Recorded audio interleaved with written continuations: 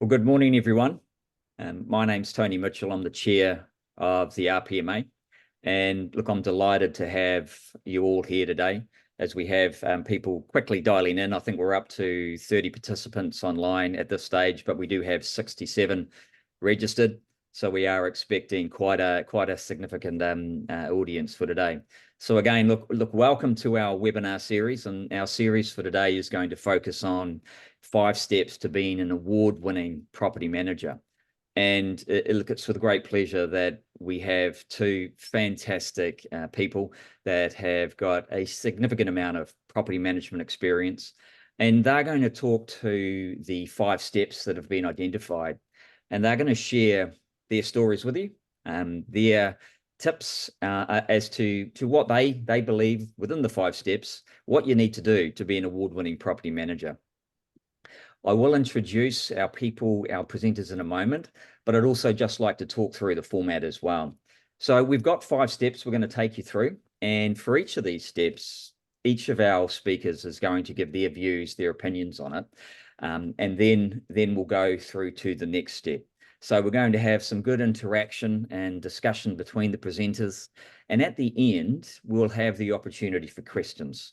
So as in most webinars, you've got the opportunity to use the chat facility, and also there's a Q&A facility as well. We'll be looking for that to then be able to read out those questions and to be able to see what our panelists think. So look, don't hold back on putting through some of the questions that you might have.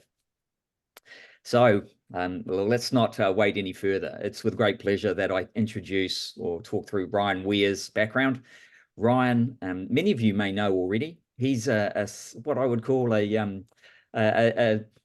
a significant entrepreneur in the property management sector within New Zealand, but he actually started his entrepreneurial career at the age of 15 with his first business that was selling hot coffee from a thermos around backpackers at Dunedin during winter, especially from around high schools and especially during sports. So he started really early with understanding how to actually be an entrepreneur. At the 19 years of age, he bought his first rental property.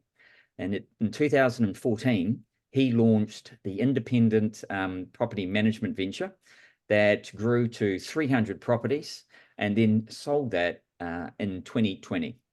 Since then, Ryan operates Property Scouts New Zealand, and he oversees a nationwide franchise managing thousands of properties. And these franchises, they account now to 20 franchises throughout New Zealand. And we're looking forward to hearing from Ryan. So thank you, Ryan, for joining us, and hope you're enjoying your coffee there. The next person that I would like to introduce to you is Lexi Van Hemert. Lexi has a significant background in customer service and administration, originally starting in the automotive industry, and then has moved on to a career in property management. Now, Lexi grew up with parents that were investors and also in the property management industry. So it's fair to say that property is in Lexi's blood. Lexi is currently the director of Keylink Property, and before that has held a significant number of positions with Ray White. And these include the head of property management at Ray White Papatoetoe, team leader for Ray White Eastern Group, product leader, property manager and leader at Ray White 360, property manager at Ray White 360, as well as a letting agent as well. And I think I'll save the best for last with you as well, Lexi. In 2018, 2019, you were Ray White's Property Manager of the Year. So congratulations on that. Okay, look, I'll just flick through to the first slide with the questions on it. And if it'll just come up in a moment, just get my able assistant to flick through to the next slide, please. And here we go. So we've identified 5 steps to becoming an award-winning property manager. And the first one of that is communication. And I'm now going to hand over to each of our presenters to be able to talk you through their views and their opinions on each of this. So look, Ryan, can you lead us away, please? Thank you very much for the warm introduction, Tony. Just a slight amendment there.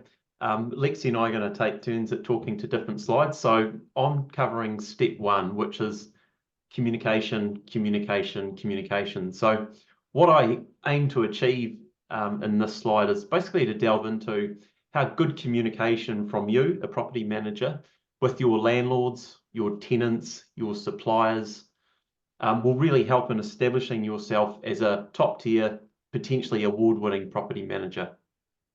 Before I get into too much detail, I do want to start with a few quotes. And the first one that I'm going to read out, it's so important to me, and when I was running my own property management business on the front line, that I actually got it printed and it's framed in my office.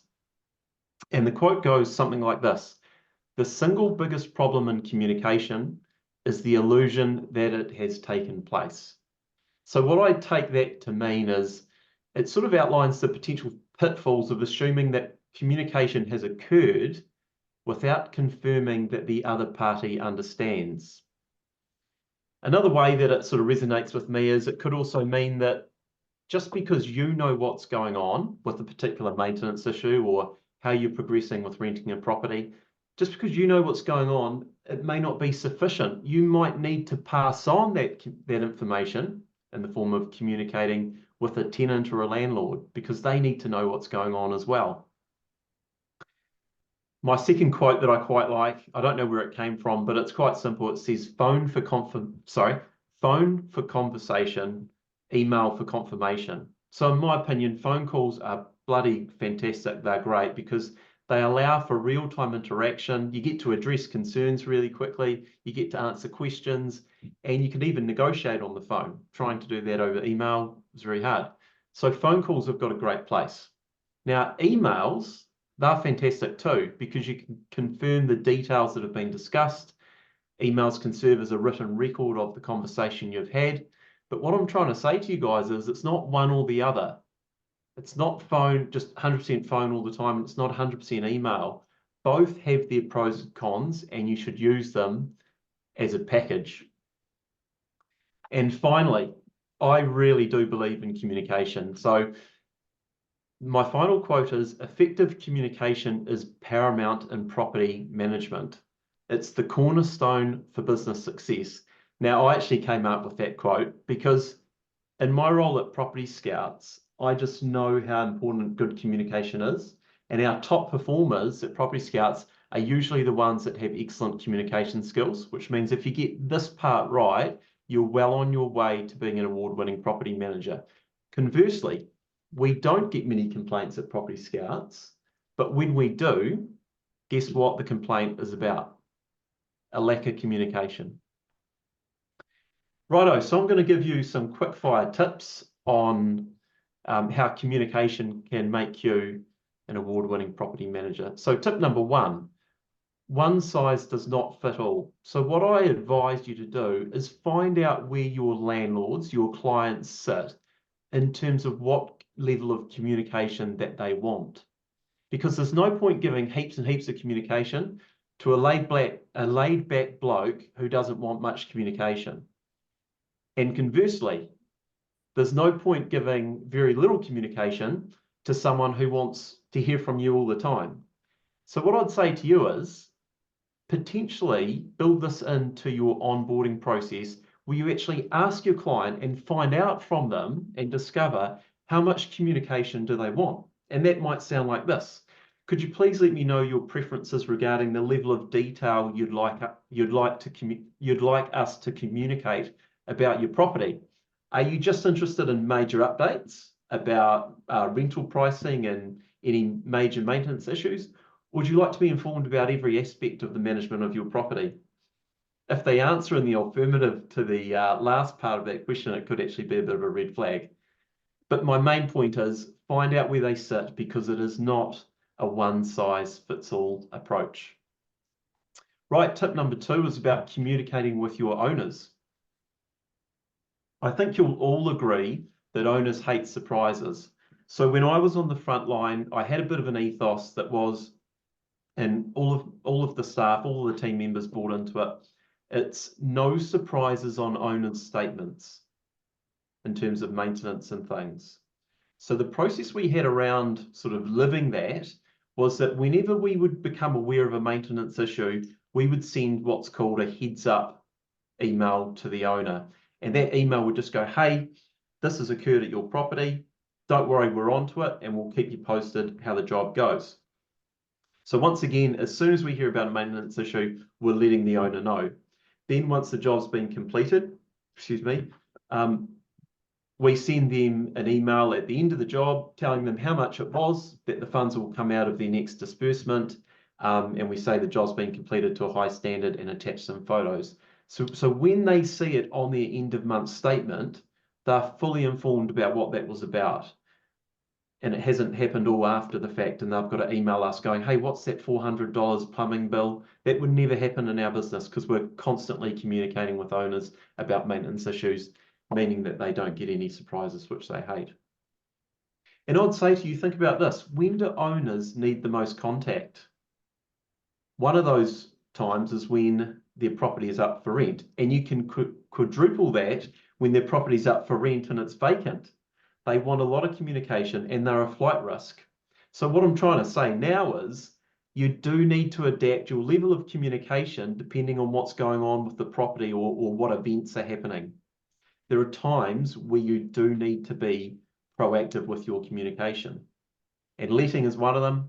Look, in the middle of a tenancy, when there's no maintenance issues, you can certainly relax and not be so proactive with communication. Although I'd still advise you, if things are going really well and you haven't touched base with the landlord for a while because things have been going really smoothly, look for any excuse to give a good news telephone call. You know, landlords are so used to their property managers ringing with bad news.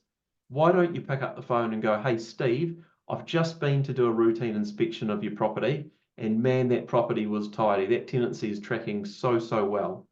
You could even send them a text message or a video as well. Any of those will do.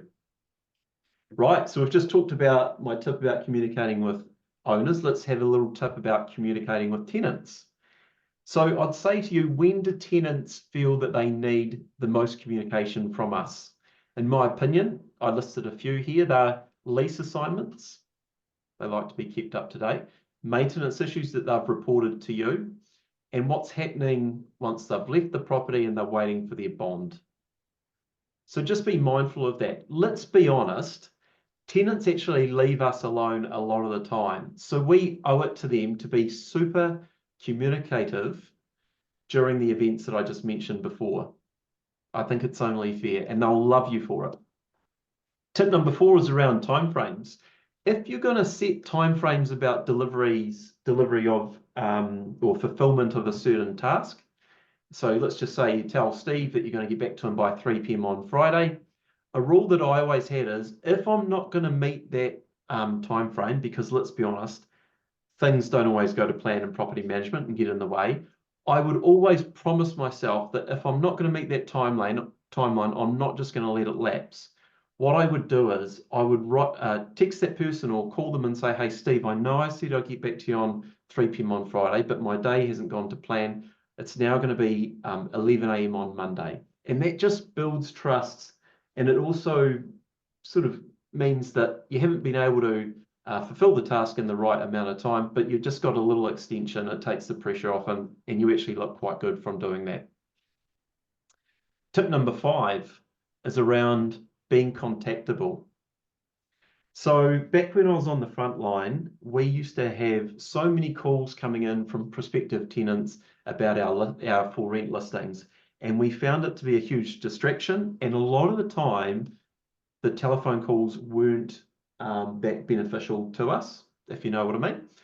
So yeah, we just found it a big waste of time. So what would happen as well, because we were taking those calls or returning those missed calls, it actually affected our ability to be available to our landlords, our current tenants, our suppliers, and kind of worst of all, prospective landlords as well. I know that we were missing phone calls from prospective landlords because the phone lines were tied up. So my tip to being contactable, if you've got the same issue as I had, what we did is we changed to our adverts. We got an 0800 number and we put those on all our for rent listings to the 0800 number. And then that 0800 number was picked up by a third party, a secretary service based in the South Island. They would answer the phone, hello, Property Scouts, and they would actually book tenants into viewings through our viewing tracker. And the outcome of all of that was we had a small cost incurred with the secretary service and stuff, but we saved so much time, and it meant that we were able to deal more with our current tenants, our current landlords, and our suppliers on the phone. So yeah, that's tip number 6, being more contactable.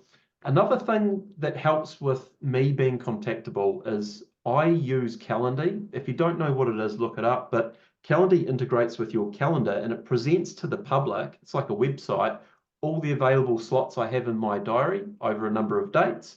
So I give my Calendly link out to landlords or tenants or franchises and say, hey, look, if you want to avoid the back and forth of catching up, just use my Calendly link. And would you choose the best time that works for you? I look forward to catching up with you. And then shortly thereafter, I get a notification that someone's booked in my diary, and I didn't have to be involved in that interaction at all. So it saves time. And it gives the appearance, and it's true, that you're more accessible. So it heightens the chances of really good communication taking place. In tip number 7, I've got a few miscellaneous things. I think it's important to leave notes in Palace of any communication that you've had with suppliers or tenants and things, so the rest of your team can see what's going on in case you collaborate on files, or in case you move on from your job, or in case something happens to you. When I was on the front line, I'd always try and send 3 emails a day that would start with the following words. Hey, this is just a courtesy call to let you know what's going on with. And by sending those emails that start with that sentence, I knew I was being proactive and giving lots of good communication. Another thing I'd say during the day, quite often when I'm exchanging information, usually with a tradesperson, because I wasn't great with knowing about roofing material and all that stuff, I would constantly say on a conversation, so what you're saying is ... and I would read back to them my understanding of what they're telling me, and that really just confirms and cements my understanding of what's going on.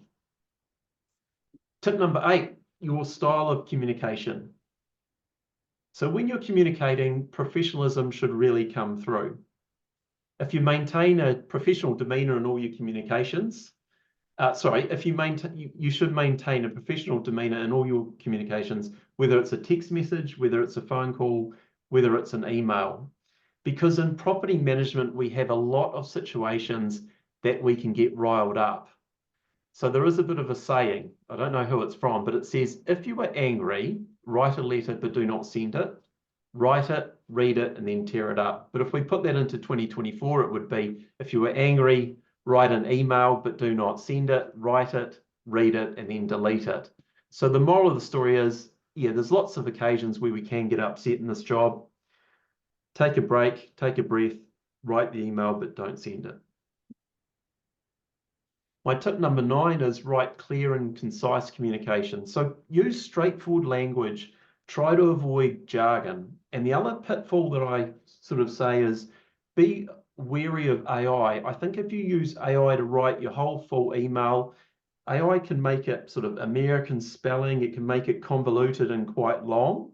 Whereas back yourself, be authentic, use your own language. I think people will appreciate it more, and people can detect when we're just relying solely on AI to write our communication for us.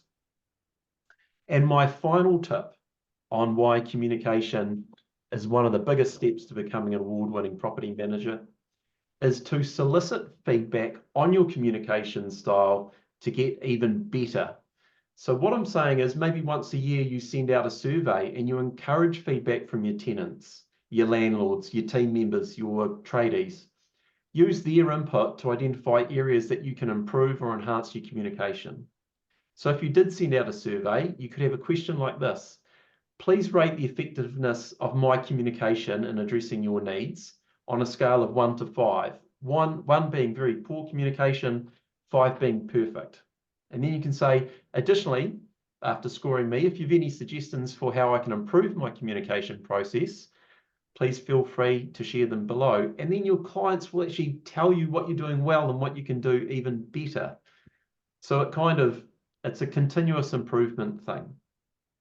So Tony, I'd love to hand back to you now, because I think Lexi is up next to talk about step number 2. Yes, thanks, Ryan. And look, that was fantastic. It could almost be a separate course from the RPMA by itself that you would lead for us, I think, on communication, given the number of steps and the importance of it as well. I do just want to ask you, because there was a lot in that, and I'll get you to answer at the end of the session, but the question will be around how does a property manager fit it in with the, I guess, the day-to-day pressure and sheer rigor and requirements that they have to get that level of communication you just outlined. So I think we'll move next to Lexi, and I think Lexi's partly going to answer that when we look at the next session, which is perfect weeks and hours of power. So Lexi, look, I'll hand over to you. Thank you for that. Yeah, so something that I got taught quite early in my career is to have a plan and to execute that plan. And part of that is really having perfect weeks and doing it hours of power, depending on what kind of person you are, really impacted my ability to work and to function, especially in a big team. An hour of power is a concept that not everyone might be familiar with, but normally it's done at the beginning of your day. I have it in my perfect week twice a day because of the person that I am and how I like to communicate. An hour of power, it's you got your phone turned off or on silent and you've got it upside down so you're not seeing the notifications coming through. You're going through all your emails at the beginning of your day and responding to everyone. You're making sure that you're communicating clear and effectively, like Ryan just previously mentioned.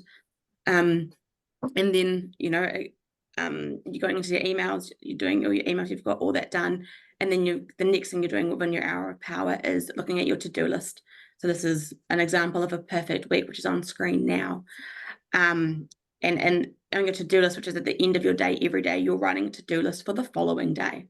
So you're not going home being like, oh, I forgot about this, I didn't write this down, because it's the last thing you do before you leave the office. You're making sure that list is clear and concise on what you want to do, what you need to achieve in the day. And not everything fits in a perfect week. And I know some property managers here will be thinking, perfect week, nothing ever goes to plan in property management. But this is the ideal. It's not literally what's going to happen, because every week can be different and things really do change throughout time. So this is just an example template. But, so I used to always do my emails first, and then normally by the time I'd finish my emails and the top hard things on my to-do list, I would go into my rent arrears. But yeah, so like your to-do list, it's really important that the thing that you want to do the least, you put first on your to-do list and you do it first, and you do it during this hour of power. It really helps like reignite you for the day and get aligned with what you want to do, and it helps with self-improvement and reflection and planning for the rest of your day. Perfect week, obviously this is an example. Every company has different responsibilities within their property management roles. So this is an example for a full-scale property manager who does their own arrears, who does a bit of letting and things like that. So as you can see, I've got viewing slots, I've got hours of power, I've got new business in there, I've got no purpose calling, which is something Ryan would like with all the communication. It's that, the good news calls, and you can do them to tenants, you can do them to owners, you can do them to contractors, you can do them to anyone that you see fit and as a contact that you have to have a relationship with within the industry. And you can even see that, like, I color code, and I'm a little bit OCD with this, but anything inspection related is yellow. And if it's the same task over and over again, it's the same color in my thing in my perfect week. But yeah, this is really how I do it and how it has worked for me. I have managed 183 properties by myself before. So sticking to a plan and making it work was really an essential part of my role. And everything. But yeah, and I think it's about communicating. Like Ryan said, when you've left that inspection of an exceptional property, you're telling that landlord, hey, I've completed your inspection today and the property was in pristine condition, and I will send you the report within the next 3 working days. But then also ensuring that you actually do it before 3 working days, so you're under promising and really over delivering on that. But yeah, that's really all I've really got to say on this, so we can hand it back to Tony. Thanks, Lexi. That's very impressive. I've just got a couple of questions here. When do you do your full week planning? Is it first thing Monday? Is it last thing the Friday? Is it the Sunday night? When do you sit down and actually work through that complete calendar to get this right? So normally once you've so as a property manager, if you don't have any idea, like anything in your calendar really set as planned, I would start writing down what you do every week and then what you do every month, because there are some tasks that you're going to do monthly, there's some that you're going to do weekly, there's some that you might do every day. It just depends on who you are, but I'd write that down as you're working, and then once you've got that written down after about a month, you can go and actually set it into a calendar like I've done. This is just a general example of property management. This is a generic one. The one for my own business is quite different because I own the business and do more tasks than this. Thanks for that. And quite impressive. That, what did you say, 182 properties? 183 I had at one point, yeah. Yeah, that's quite significantly above the industry average. So no doubt you had to plan with rigor. Thank you. Look, we'll move on now to the third step. I'm just looking at the time, and we've still got time if we go through till 1:45. Step 3, this goes back to Ryan, and it's about setting clients' expectations. So Ryan, you did cover this a little bit before, but looking forward to hearing a little bit more detail on this topic from you. Thanks, Tony. Yes, so step 3, Lexi and myself are actually sharing this step. And so what we plan to do is sort of delve into how it's important to keep your word, honour timeframe commitments, and Lexi will talk more about how setting realistic expectations and then surpassing them to create a positive experience for all the parties involved. So I'll kick things off. Something that I always used to do was I would always look for opportunities to under-promise and over-deliver. I know it's a bit of a cliche, but it can really, really work if you're a property manager. The main reason I tried to do this at any opportunity is because it builds trust. The other thing that it does, if you under-promise and over-deliver, is it enhances satisfaction. So I used to set a time frame and work to fulfill the task, obviously within that time frame. In particular, I found it, I mean, you can use it across so many things, but in particular, I found it was great during bond refunds. I used to say our typical time to submit the bond form to Tenancy Services might be 5 working days, and I would often get it done. I'd work hard to get it done within that time frame and get it into Tenancy Services within 2 days. Another great example is any maintenance issues.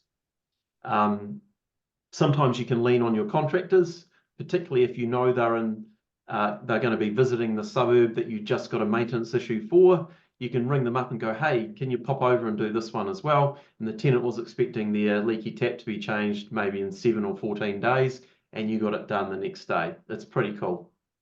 As I say, if you live that, you'll get enhanced satisfaction and you'll build trust with people. The other thing I had was touching on setting expectations. I want to say to you that an out of office is not just useful for when you go on holiday. I used to use out of office when I had really busy days, because you know the days I'm talking about. The other days when you've got 6 inspections and you've got to go to the tribunal, and then at 5:30 you've got a viewing. You know, there's days we were just out of the office for the whole day. So what I would say to you is set expectations for people that are emailing you on those days. Use your out of office to do the heavy lifting for you. Let them know that you're at work today, but you're out of the office. So it's going to be tomorrow that I'm going to get back to you. But don't stop there. It's not just we're not just getting communication on those big days from our emails, are we? We're getting missed phone calls and we're getting text messages. So on my phone, it's just an Android, but it'll work for Apple as well. I use an app called Do It Later, and it means that when I enable it for my really busy days, it means if I get a phone call, miss a phone call, or get a text message, my phone will automatically send a message to that person, just like the out of office on my email, saying, hey, I'm out of the office today doing inspections. I won't be able to get back to you until tomorrow. By the way, here are my colleagues who are back in the office in case you want to run the matter past them or escalate it to them. And just finally, before I pass over to Lexi to talk more about setting expectations, earlier I said it's important to find out in your onboarding process what level of communication that your landlords want. So I would just take that a little bit further. Consider creating a custom field in Palace under the owner's profile, and you could put the scale in there where particular landlords sit in terms of what level of communication they want. Now that's going to be really, really useful for other team members that need to deal with that owner. So I'll just leave it there. And Lexi, I'd love to pass on to you to continue to talk about how you set clients' expectations successfully. Yeah, so I've worked at multiple Ray Whites, and over the time, one of the things we've often done is had a service promise to our clients. And that will be, so for example, it will be that we respond to your email within 24 working hours of the email being received and things like that. So you've really got to like sit down with your team and set these expectations that actually are realistic for you. Every person operates slightly differently. We're all human beings. We can't be the same. But we really do need to make sure we set the tone like from the beginning with the client. And like Ryan said, if you've got an owner that wants to know everything about their property, you want to make sure that is how they're getting the information they're getting. Some clients also really like to be texted and emailed rather than called. You'll figure out very quickly normally which clients are like this and how they like to communicate. This is another thing you could add again as a custom field into Palace, is saying, is this an owner that likes a text? Do they like a phone call? And you've even got some clients that would like you to come and see them, depending on what they like and what the issue is. So I've had like an 80-year-old landlord who every 6 months I'd go have coffee with him because he wanted to talk through all his properties all at once. And that was how he liked to do things the most. Obviously, if it was urgent, we'll get things done in between and I'd call him. But he was someone that liked to be called. He didn't text, he didn't email. And that was his style of communication that he preferred. But really, with him, I just set the expectations of I am quite busy and doing other properties. And, I can come and see you every 6 months, but I can't come and see you every 3. Or he'd come into the office to see me if he needed to come see me between those times. But it's really about setting expectations and being really clear with that client of what they can expect from you. So if you do miss their call, what is your call back time frame? Do you call every person back by the close of business that day? Another thing I've also done, when you're having one of those chaotic days, you've got your out of office on saying you're out of office, but your phone's blowing up, is sending screenshots to yourself so you don't forget. So I literally would go into an email and send myself a screenshot of the text that the tenant sent me with me saying, yeah, I'll get that all organized for you. So as soon as I return to the office, I can organize what I've promised the tenant I would do so you don't forget, because we are human and we can forget as well. But yeah, it's about setting the expectation from the beginning with your tenants and your landlords and making sure that they all understand, because it isn't just about your landlords. Your tenants need to understand as well what is realistic from you, because otherwise you'll get a tenant who thinks that they're your only tenant and all they want to do is talk to you all day long. But it's about saying, hey, I'm actually really busy right now in between meetings. How can I help you? And having the quick and concise and clear communication with them, so then they are quick and clear back. And really having that communication open but honest as well with them. Like, I'm really busy, but I really want to help you. How can I help? So those are things that I've found really easy. And I got to a point where most of my tenants learn I like everything in writing. And the reason I like everything in writing is so that it is black and white. But that also changed how my tenants communicate with me. So instead of getting all these phone calls, my tenants would text me, hey, Lexi, this is leaking. Here's a video. Hey, Lexi, this is happening. Or hey, Lexi, I need to come and see you, talk about a personal matter. And, would make an appointment for them to come and see me, or to go and see them at the property. But it's just about having really clear communication and having the expectations of your tenants and your landlords to be realistic, and then to understand that they aren't your only client, and that, you work your best and you try your best to make sure you meet the levels of satisfaction that they want, but also ensuring that you are doing what you've agreed to at the beginning. And again, like Ryan said, you can set expectations with a client. So like what I said with inspections before, tell your client you're going to receive your inspection report for the next 3 days. And then if you've got time that afternoon, to send it off. If you can work to your perfect week and actually do it the same day you've inspected the property is best. And if you've gone to a property and found an urgent issue, don't wait to send that inspection report, text the owner and tell them. But, it's about telling an owner what's important to communicate about and what's not urgent, and having that communication with them as well. So I think, yeah, that's really important. But yeah, if you've got a service guarantee with your clients, make sure it's realistic and make sure your team can meet it, and that you're tracking that your team is meeting the requirements that you've told your clients you're going to meet. Because the worst thing is you can do is you overpromise and underdeliver. It's the worst thing you can do in the industry. And the worst thing you can do is not communicate with your clients when something has gone wrong. So just tell them, be honest. It's that simple. Tony, back to you. Thank you. And again, welcome any questions online for either of our panelists today. So I guess what we've talked about for the first 3 steps, it's really what I would call the core commercial skills, the business skills that you need. And that's the 4th step, if we can move on to the next slide, moves us into the new world. Well, when we say new world, we've been in social media for quite some time with Facebook and LinkedIn, but the types of social media now are expanding, are changing. Obviously, you can reach different demographics, and there really is a requirement to make sure that you're doing the right things on social media. So I'm keen to hear from our panelists and what it takes, or what their views are on how to be a social media hero. Oh, this one is also mine. It's for Lexi. Cool.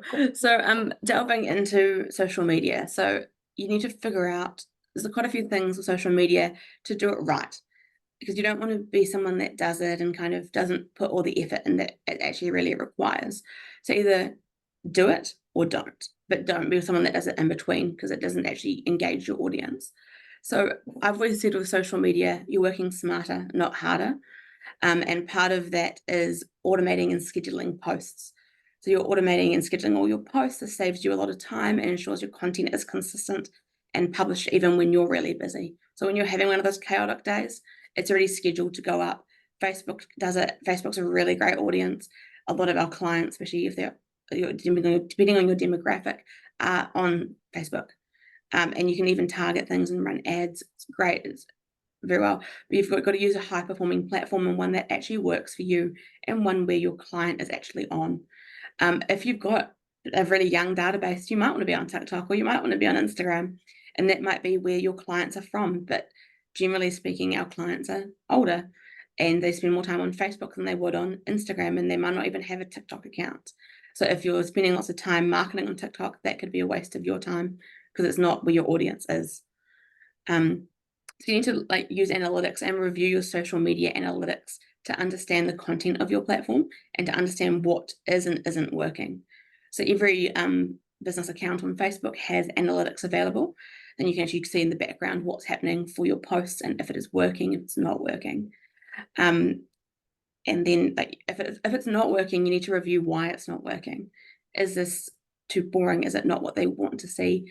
And then, if you've got some clients that you know really well, you could call them and ask, if you were looking at me on social media, what would you want to see from me? Or what is something you find interesting about our business? Because your market is very different. Like if you're marketing to an agent, for example, on social media, trying to get them to refer to you, it's a very different proposition than it would be to a client who owns the property. And not all your content needs to be original. So you need to spend some time from getting content from reputable sources that you can just use for your audience. So it could even be that there's something new in the news, and you can just go into Facebook, copy the link and say hot off the press and post the link. And it needs to be short, sharp, but engage your audience, things that they want to see. You should batch create all your content. Set aside specific times to create and prepare content batches. So again, if you're a team leader, if you're the administrator responsible for your Facebook page, have this in your perfect week, or you might even only need to do it once a month if you're really good at social media, because you can have all your scheduled posts ready for the month, and then you only have the occasional one that you've got to alter weekly. For example, properties that you've got for rent, properties that you've rented, things like that are weekly tasks, but you could have all your hot information or hot tips that you want to post to your clients on social media ready to go, ready to scheduled, posted. I've seen agencies that have done this up to 3 months in advance. You just need to really focus on what your audience is and what you want to deliver. Are you here for information? What kind of content do you want to create? ChatGPT is actually really good at giving you content ideas. So if you're struggling for any content ideas for social media, you could tell them what your demographic is and say, I'm a property management firm. I really want some more content. What can I post? Can you give me some ideas? And it will just give you a list of 10 to 12 ideas, and often the things you haven't thought about before. Use templates. So develop templates if you don't have them from your franchises that you can use over and over again for stories, posts, and other content. You've also got to remember, if you're posting on Facebook, you're not just posting on your page, you should be posting on stories. And if you've got a relatively big team, you could do a day in the life of a property manager once a week, once a month, that someone in the team has access to the page for the day and they post about their day on the story. So clients have an idea what a day in the life of a property manager actually is. Because often our clients have no idea what we do every day. And engage efficiently. So setting specific times for engagement.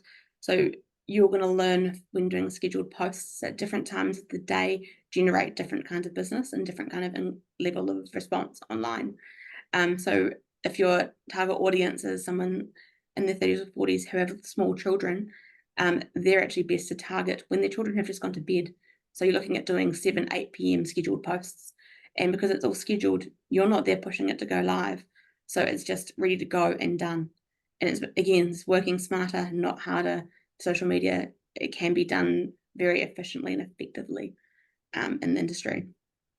And then if you've got budget, what you could consider as well is outsourcing or delegating social media.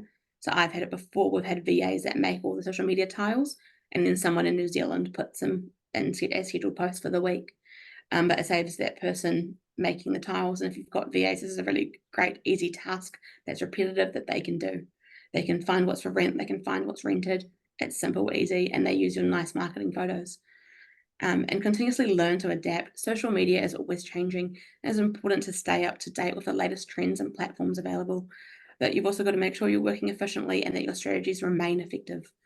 So implementing these ideas help with social media efforts and effectively allowing you to achieve better results without overextending yourselves. It's all about, as I've said, working smarter, not harder. Don't overextend yourself to make something work, but you need to make sure you're reviewing your analytics frequently so you can actually know that you're getting to your target market and spending some time potentially posting and spending some money on marketing. Tony, back to you. Thanks, Lexi. Again, a lot in there. And it's important, I think, that there is this approach where we do learn and we do review and then we adjust our social media approach. So thank you. Just looking at the time, I think we should move straight on to step number 5, building a profile. And Ryan, I'm looking at you. I'm thinking you're going to lead this one off, yes? I am. Yep. So Tony, I just want to cover off that being an award-winning property manager holds little value unless you are able to communicate it effectively. So I'll try and rush through this one.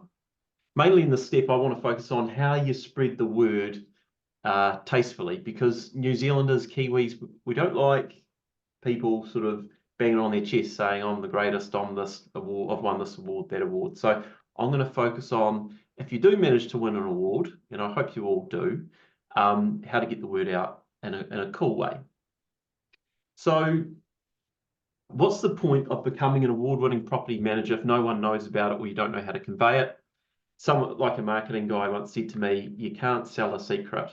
So if you are an award-winning property manager, why should you bother getting the word out? So number 1, publicizing being award-winning gives you credibility. Number 2, in a competitive market, which we are in, highlighting that you've won an award can set you apart from other property managers and differentiate you. Thirdly, an award can associate your brand with award-winning status, which enhances your own reputation. And clients who see that you've got an award may be more inclined to refer or recommend your services to their friends and families. Now, you don't need to shout from the top of the rooftops. I know a way to show the public how good you are without even saying a single thing, and it's called Google My Business. It's open to billions of people. It's free. It's 24 hours a day, 365 days a year.